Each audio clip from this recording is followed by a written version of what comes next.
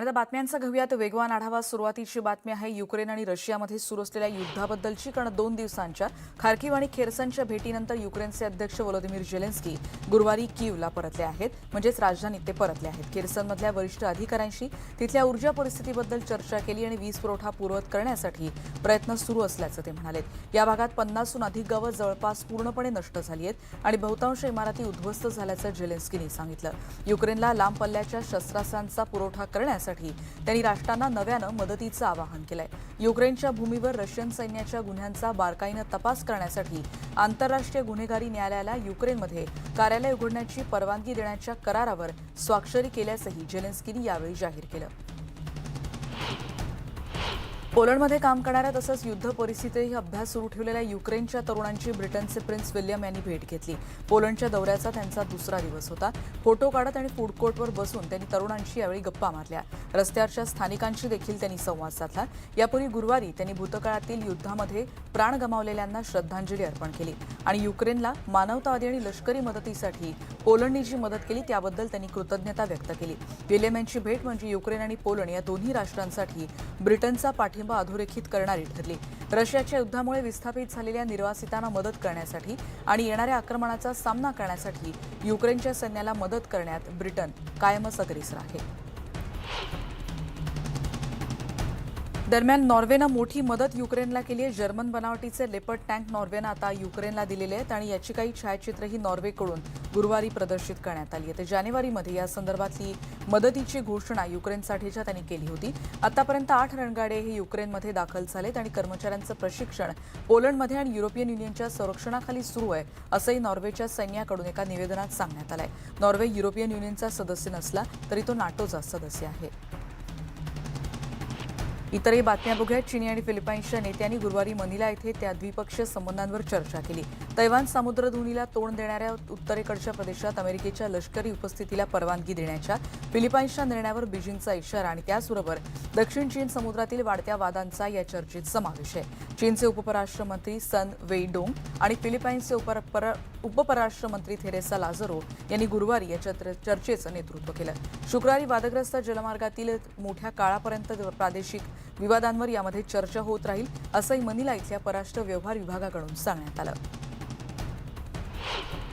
दक्षिण कोरियाच्या बुसान या बंदर शहरात युएस नेव्हीच्या जहाजाचा स्वागत समारंभ गुरुवारी झाला. युएस माकिन या बेटावर एकूण 2800 प्रवासी आणि 20 F-35B स्टेल्थ लढाऊ विमानं थांबतील एवढी क्षमता आहे. बुधवारी दुपारी दक्षिण कोरियाच्या नेव्ही फ्लीट कमांडच्या तळावर हे जहाज पोहोचलं. दक्षिण कोरियासोबत संयुक्त नौदल सरावात ते आता सहभागी होणार आहे. आमच्या सहयोगींसाठी संरक्षणात्मक लष्करी तयारी निश्चित करण्याची ही एक संधी असल्याचं जहाजाचे कमांडिंग अधिकारी टोनी चावेज यांनी म्हटलंय.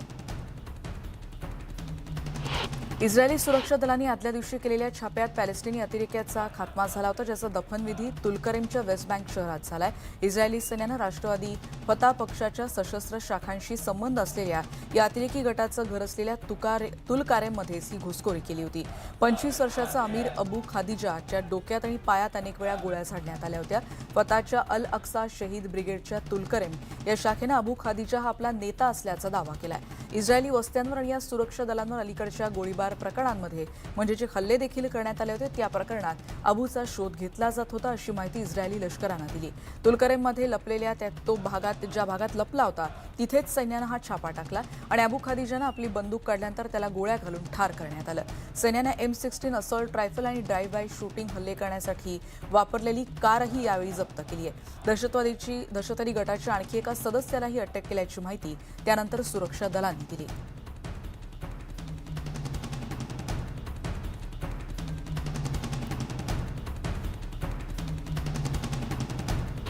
युरोपियन युनियन सदस्यत्वासाठी उत्तर मॅसेडोनियाला पाठिंबा देण्याचं वचन जर्मनीकडून देण्यात आलं. जर्मनीच्या परराष्ट्रमंत्री अॅनालेना बेरबॉक यांनी देशाची राजधानी स्कोपिये येथे भेट देताना त्यांचे उत्तर मॅसेडोनियाचे परराष्ट्रमंत्री बुजार अस्मानी यांची भेट घेतली.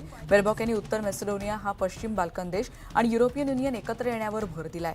उत्तर मॅसेडोनिया या युरोपियन युनियनच्या सदस्य मिळवण्याची प्रक्रिया 2004 मध्ये सुरू झाली आहे आणि 2030 पर्यंत या गटाचं पूर्ण सदस्यत्व मिळावं यासाठी या देशाचे प्रयत्न सुरू आहेत. आफ्रिकन देश असलेल्या युगांडामध्ये समलैंगिकता हा गुन्हा घोषित करण्यात आला. इथल्या संसदेनं समलैंगिक संबंधांना मृत्यूदंड देण्याचा कायदा केला. युगांडाच्या संसदेनं मंजूर केलेल्या नवीन कायद्यानुसार समलैंगिकता हा आता गुन्हा असणार आहे आणि त्यामुळे याचा निषेध देखील केला जातोय. आणि त्याचबरोबर या विधेयकातील तरतुदींचं उल्लंघन जर केलं तर जन्मठेप आणि मृत्यूदंडाची शिक्षा निश्चित करण्यात आली आहे. समलिंगी विवाह करणाऱ्या दोषींना जन्मठेपेची शिक्षेची तरतूद या कायद्यात आहे. मंगळवारी संमत झालेला कायदा भेदभाव आणि हिंसाचाराचा सामना करणाऱ्या समलैंगिकांना लक्ष्य करणार असल्याची प्रतिक्रिया इथे व्यक्त होतीये. आमच्यासाठी हे अन्यायकारक आहे असं LGBTQ समुदायाचे सदस्य आणि कार्यकर्ता फिलिस वांजिरो यांनी म्हटलंय. हे आमच्यासाठी अत्यंत त्रासदायक आणि मृत्यूदायक असल्याची प्रतिक्रिया या उपस्थितांनी दिली.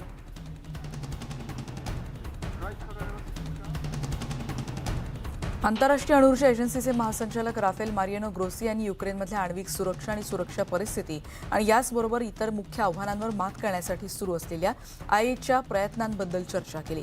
जापोरेझिया अणुऊर्जा प्रकल्प युद्धाच्या काळात धोक्यात आलाय आणि काही महिन्यांपासून बंद आहे, पण या प्लांटला बॅकअप ऊर्जा स्रोतातही आता बाधा आल्याचा अहवाल IAEAनं दिलेला आहे.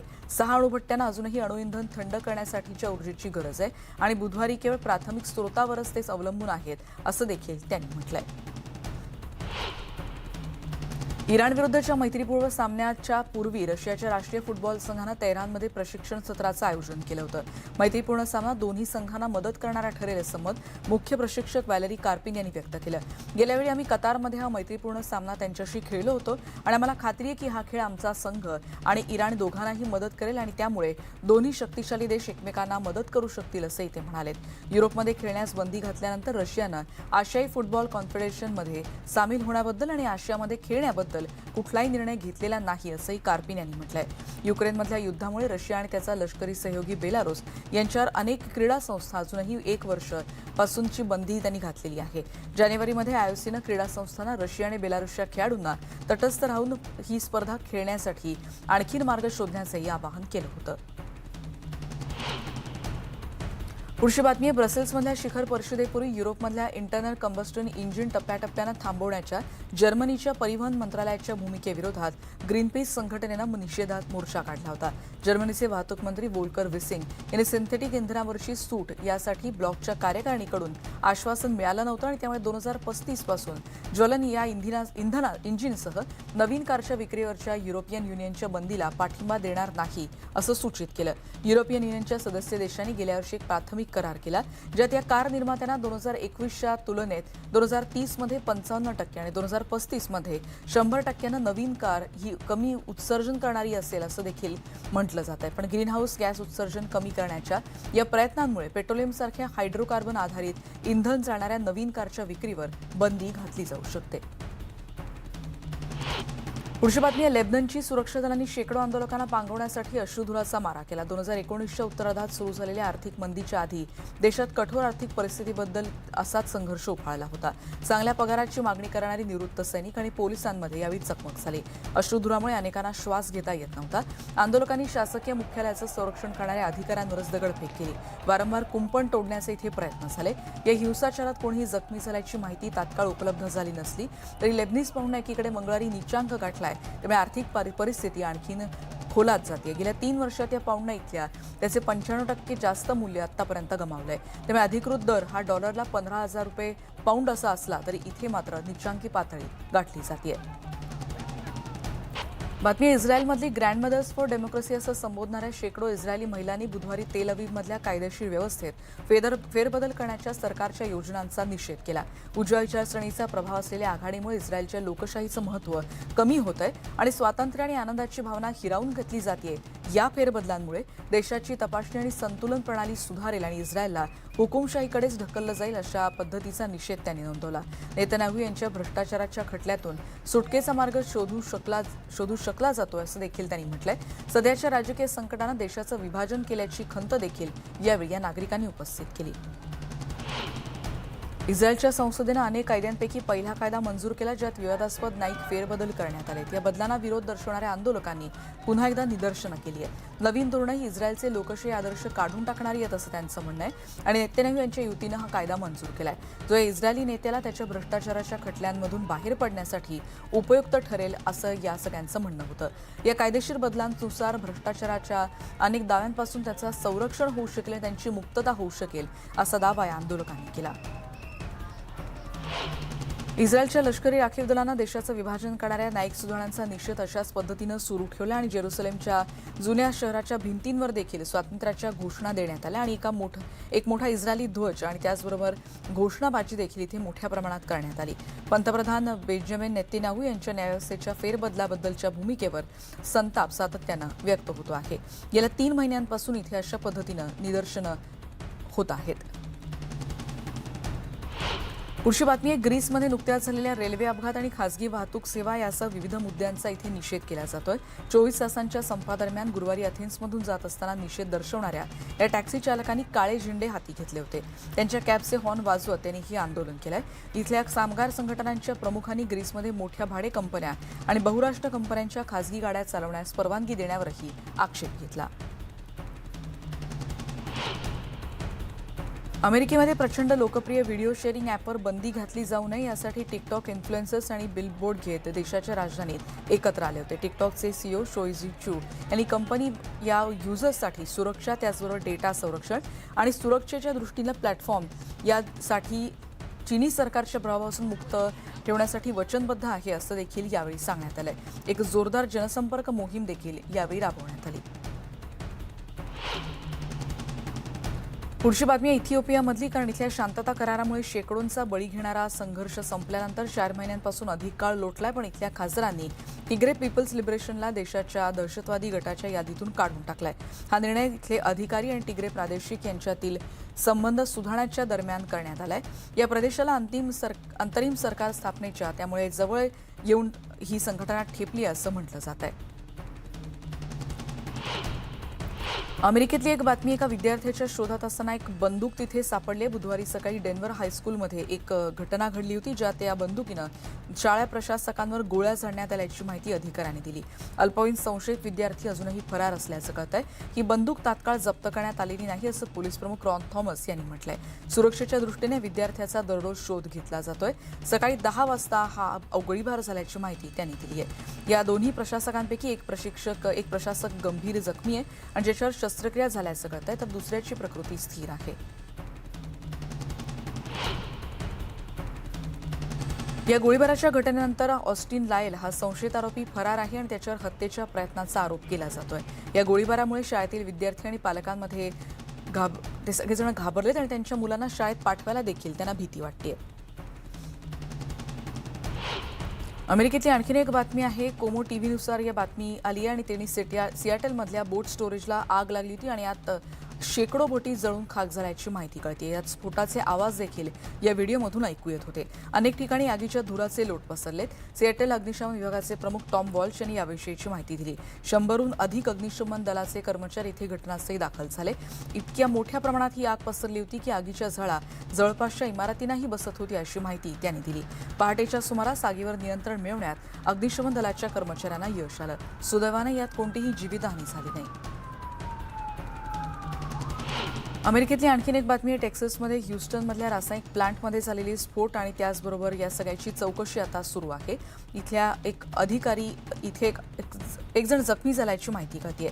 पासडेना इथल्या ह्युस्टनमधल्या एका उपनगरात प्लांटमध्ये हा स्फोट नेमका कशामुळे झाला याची माहिती मात्र अजून कळू शकलेली नाही.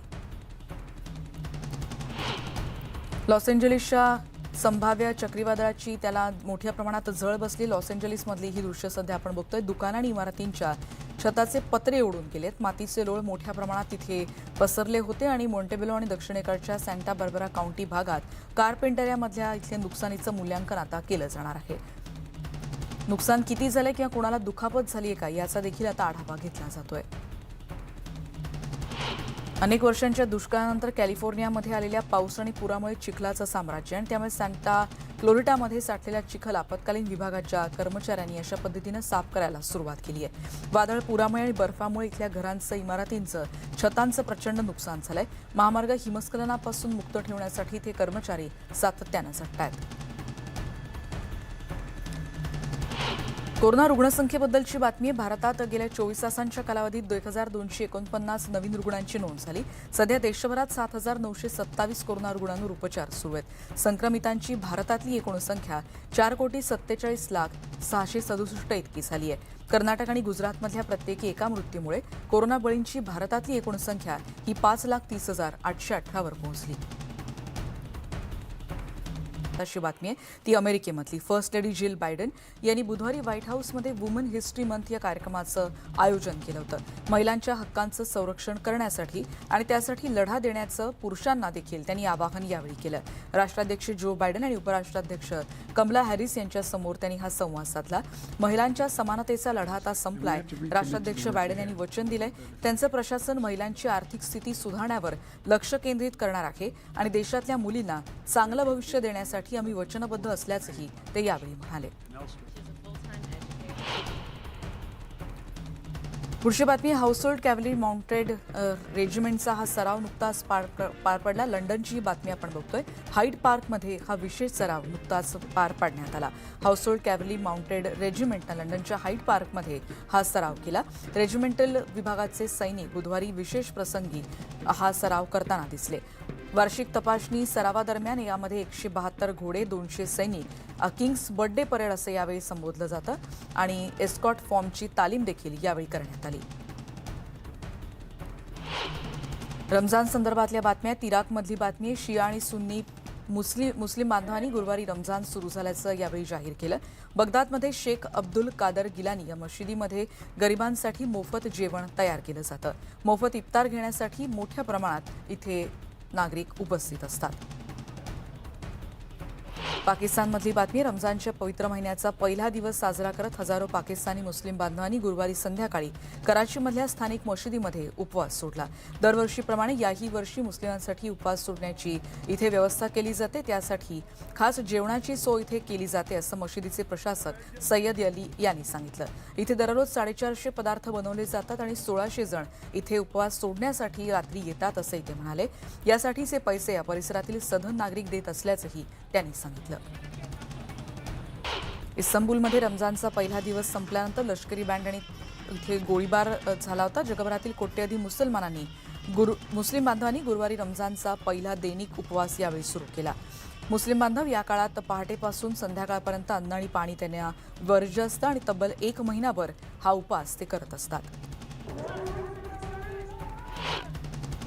इजिप्तमधली बातमी आहे. फॅशन अँड डिझाईन काउन्सिलनं कैरोमधल्या एका पत्रकार परिषदेत इजिप्त फॅशन वीकच्या उद्घाटन करत असल्याची घोषणा केली.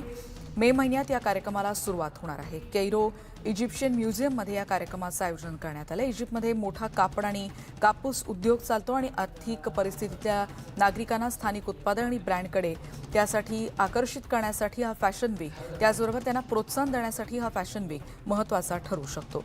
इजिप्शियन उत्पादनं, इजिप्शियन फॅब्रिक्स, इजिप्शियन शैली आणि इथल्या डिझायनर्सना त्यामुळे एक व्यासपीठ मिळू शकणार आहे. पास्ट, प्रेझेंट अँड फ्युचर ही यावर्षीची थीम आहे.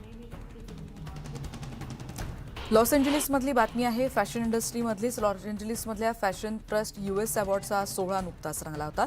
फॅशन ट्रस्ट USचे उद्दिष्ट हे येणाऱ्या फॅशन डिझायनर तयार करणं आणि त्यांना कायमच प्रोत्साहन मिळत राहावं यासाठी अशा कार्यक्रमांचं आयोजन केलं जातं.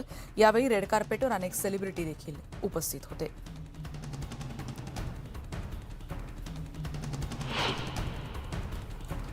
आणि या सगळ्या बातम्यांचा आढावा घेतल्यानंतर जगाच्या पाठीवर या बुलेटिनमध्ये आता आपण इथेच थांबतो आहोत. पहा फक्त न्यूज 18 लोकमत.